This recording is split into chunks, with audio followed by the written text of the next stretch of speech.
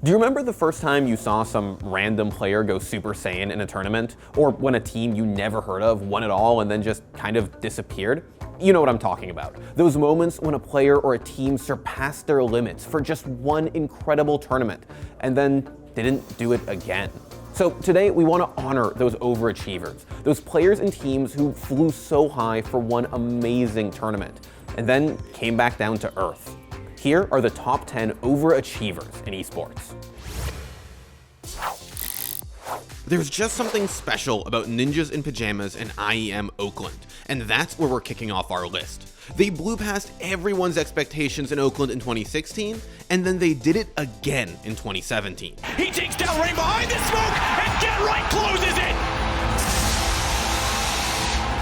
And NIP go back-to-back in Oakland. An incredible story. NIP defend their Oakland title. NIP was on a decline in the years after their major win in 2014. Despite several roster changes, by 2016, NIP were nothing but a middling CSGO team. Heading into IEM Oakland in 2016, they were huge underdogs, with powerhouses like SK Gaming and Astralis in attendance. But the Swedish old guard shocked the world with a performance reminiscent of their early days, winning IEM Oakland. And the best part is that they randomly did it again the following year, beating Fahey in the finals. Forrest is the one with the M4, 100 HP. He'll pick Baby out, pull Kerrigan's attention. Get Right tries to swing, and they're just buying time. That is so clever from NIP. Kerrigan can have all the kills he likes, but Forrest gets the final one. Guardian, or does he? Because Guardian nails it. Oh my god, Get Right! That is old school as well. What a spray! What? Hits Rain, he's gotten confident now because he goes back to Guardian. I thought he was going to wait for the smoke to bloom to go for the bomb! That's unbelievable exist! NIP were never able to recreate their Oakland successes anywhere else, making these two tournament victories a pleasant anomaly for veteran CSGO fans. The Swedes have done it! A step towards their former glory with new bloods in the roster. Taking our 9th spot, we have the legend of Puju, Fnatic's AD carry in 2013. During the first year of EULCS, Reckless was too young to compete, so until he turned 17, Fnatic needed to field a stand-in for their AD carry role. Enter Puju. Into Pushu is barried up. RNA has gone too deep here. He's going to go down. Pushu gets the kill. J-Ree has to flash away. Where's the snowball? You are not leaving. J-Ree's down. It's a double kill for Pushu. That's going to be Pushu. He went in. He's actually been kicked into He's okay with that. Yeah, he don't mind. He's going to try and get in there. They want to get the damage on towards Mithy. Peke comes in. Should finish him off. One more hit does it. But now the Peke is going to get taken down. The Silver Pulse comes in. Tabs gets himself a kill. Pushu tries to turn this one around. A number of French armies come in there. The parry gets used out. Pushu is safe. On Fnatic, Puju won his first EULCS split that summer and made it to the semi-finals of the 2013 World Championship. Sonya's Hourglass was used and burnt, and well, Royal going to turn this one around. So is going to get the target. Uzi is not getting focused, but there it is. Pushu gets on towards him. Tabe going to be next. The ace will come out, and the quadra kill. But sadly, that is where Puju's story ends. The AD carry stopped playing competitively shortly after he was dropped from Fnatic. Puju's short time in the league saw him reach highs that he'd never reached before and has never hit again. Hey, do you remember Croman? Don't worry, nobody does but us, which is why the number 8 spot on our list is the time that back in 2018, Croman surprised everyone as Olaf Meister's stand-in on Fahey. Thanks to Olaf's break from pro play, Croman got the chance to play for a tier 1 team in Fahey. It was the opportunity of a lifetime, and Croman rose to the occasion. 10k for Rain, Croman 7,000, they're in a great position here, and that's what you want to do with Croman. Sure, they've got pistols, but you want to win this round. How are you going to do that? Get one kill, drop down towards lower, and buy some time here. Another kill for him, a bit of a missed jump there, but he stays alive, might be able to get another, and look at him go. 3 frags, round over, and he dinked up Twist as well. Solid from Croman. During Croman's 1-month stint on Fahey, the team won ESL 1 Belo Horizonte and made it to the semi-finals of ESL 1 Cologne. He might get a third, can't respond, and Croman snaps back with speed to immediately take out Smoothie behind him. Got P as well. What a response! Croman, he's got 4. He's looking for the ace to pull it off. The stand-in stands up. God, I think Croman's pulled off the impossible task. That is absolutely amazing! He saves them, and a must-win round! Although he hasn't done anything notable since then, Croman showed that he has the potential for greatness during that incredible month. Get this man a contract. Forget this stand-in bullshit. He's earned it. Number 7 on our list is one of the greatest underdog stories League of Legends has ever seen.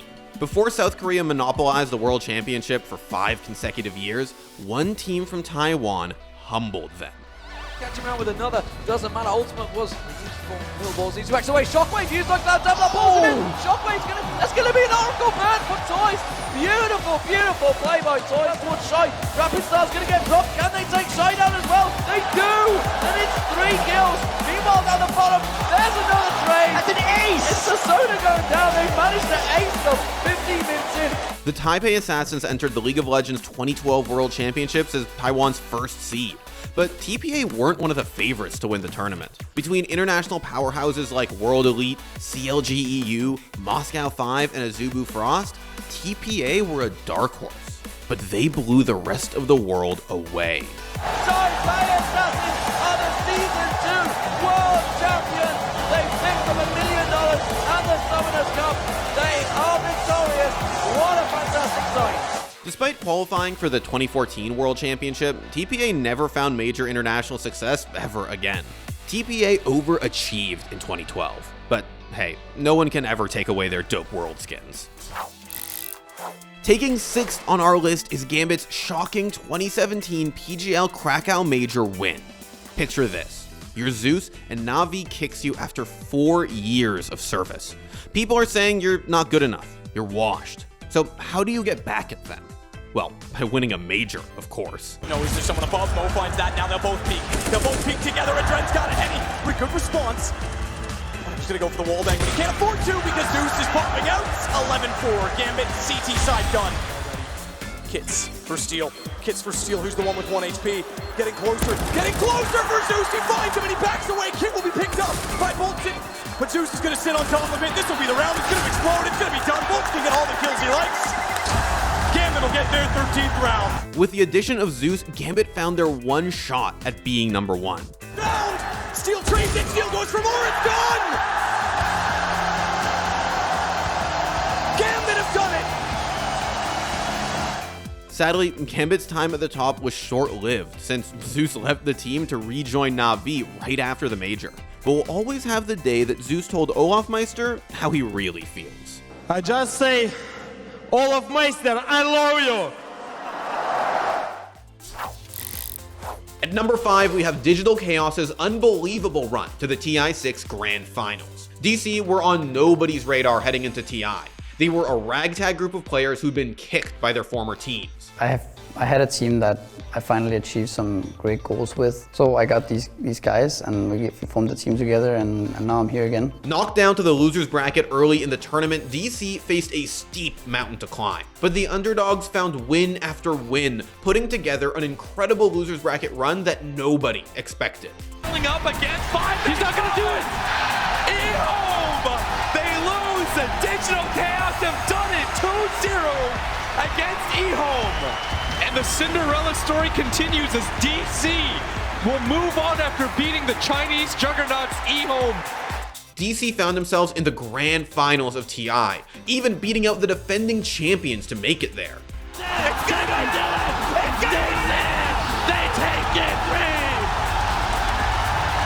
Oh my God! Although they weren't able to close the deal and win the tournament, DC's run was not only incredible, but also net the team over $3 million. Sadly, that's where DC's story ends. The team broke up way before they could run it back at TI7. While the org still exists as Chaos Esports Club, the lineup that captured fans' hearts is long gone. There are few moments in esports more heartwarming than MennaR surprising the world with his Capcom Cup 2017 win. Bursting onto the scene in 2017, MennaR earned himself a spot in Capcom Cup. He faced a challenging bracket due to his low seed, but the birdie main persevered. He got it! He got it! MennaR, last year, critical. Big damage. It's not enough! Oh, what is it gonna be? Oh. He got it! MennaR! Kazunoko has been the angles, but again, it's over. He's done it. MennaR has taken Kazunoko into the losers bracket. Asiri's gonna get it. Cages. Anti-air wasn't there. Oh, MennaR! he takes it up, and he gets the stun. MennaR, one hit, there it is! Capcom Cup Top 8, he will be playing on Sunday at the PlayStation Experience on the winner's side. MennaR went on to win the tournament, beating reigning EVO champion Tokido, the man who tossed him into the loser's bracket in the grand finals. MennaR, all the way from the Dominican Republic, he is your Capcom Cup 2017 champion! What a story! But despite his incredible, inspirational story, Menna hasn't made that much noise in the FGC since. His past 2 years of competitive results have been average, making his freshman Capcom Cup victory all the more special. Third on our list is Adfinum's Cinderella run at the 2016 Boston Major. This Greek team came out of nowhere, beating Team Secret and Team Liquid to qualify for the Boston Major. But Adfinum didn't just stop at qualifying for the tournament. Newbie, LGD, Digital Chaos, Adfinum blew past them all, making it all the way to the Boston Major Grand Finals. Super stuck in the trees, he's gonna pull this down! LFY are gone! Game 3 is Adfinum for the taking! Damn, Spartan is so happy, and this was by far the best performance that I've seen from him. Hiding around, Thug one step ahead, daring the Leviathan to come at him, but it's done. DC are gone, and Adfinum, they're going to the grand finals. And though they might have lost to OG, they closed out their one and only moment in the spotlight with a legendary backdoor. 15 armor. Is he going for it? No, he's not. He is. No, he's he not. is going no, for he's it. Not. He's not. Oh my god, oh my god! He's doing it!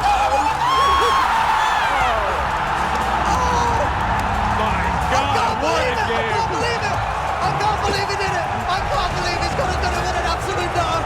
Despite a lack of success in the years after the major, Adfinum's second place finish stands as one of the craziest tournament runs in Dota history.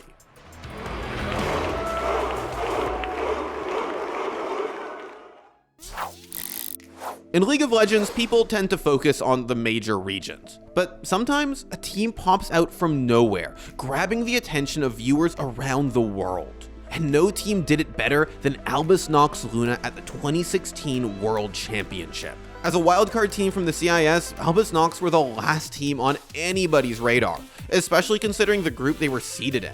But they quickly got the world's attention. Fahey, double stun a little early. Fahey shot his low too soon. Doshan's down. Stixxay's forced to run for his life. But look at that accelerated shot pass. It's a double kill for Kira. And Albus Nox, they're pushing CLG. Another one from Smurf. The Lee Sin explodes, a miracle gets shockwave, but that's only one target. In goes Steos, the Q onto Perks Sped. He's been through Perks as well. Albus Nox take 3 for nothing. Slows down Smurf, good ulti, no, he gets kicked out of the way. How did that work? As Prey gonna still chase him down. Trap slate everywhere. Oh my god, he runs the line. And Prey's got red buff, but Steos is here. They're gonna turn it around. Prey almost gets shot. But Kira flashes in. And X just turned it on his head and Peanut slammed into the wall. And X turned it up for the double. Albus Nox advanced to the quarterfinals alongside the Rocks Tigers, booting both MSI runners-up CLG and back-to-back EU LCS champs G2 out of Worlds. They may not have made it past the quarterfinals or found any success after their Cinderella run at Worlds, but Albus Nox gave the world's best teams a reality check. Emerging regions are not to be taken lightly, because if you're not careful, they might knock your favorite LCS champions out of Worlds.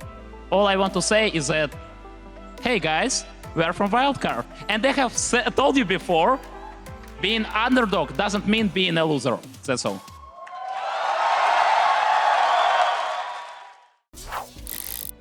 Taking the #1 spot on this list is a team that, well, it's a team that no one's talked about in a while. But way back in 2018, they put North America on the top of CSGO. We're talking about none other than Cloud9 and their historic 2018 major win. Don't get me wrong, the 2018 iteration of C9 were a great team, but that Cloud9 roster was never really in the list of teams you'd expect to win a major. But somehow, they did it. Oh, automatic. From top mid, shuts down Kenny, and now he's got Apex pushing. There's another one! Close range, there's automatic with the MP9, shutting down a couple, and they're streamlining up the kills. Look at the time, there's 7 seconds to blow the bomb. They're trying to build pyramids, but there's no more play. Stewie's won the round. We're going to overtime. Cloud9 have done it! How have they done that? And not only did they make history, they gave us one of the greatest major grand finals the game has ever seen. Something no Counter-Strike fan is likely to forget anytime soon. Guardian waits patiently as Cloud9 sets the push up. Oh, it's happened! They made it work! Cloud9 are your E-League major champions! But there is a reason why they're #1 on this list. They haven't won a single tournament since that major. In other words, they fell off a cliff. Cloud9 went from being one of the best teams in the world to not even being the best team in NA, making them esports' greatest overachiever. I don't really have much words to say, as you know. I'm not crying, you're crying, stop. Yeah, I mean, not much to say. I can't really say too much. I'm just super proud of the boys. And as a first major playoff, appearance, it's it's amazing. Sorry.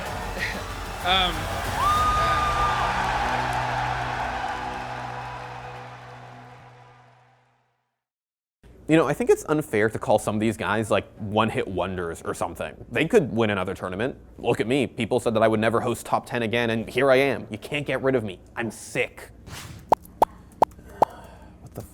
What? I'm fucking done.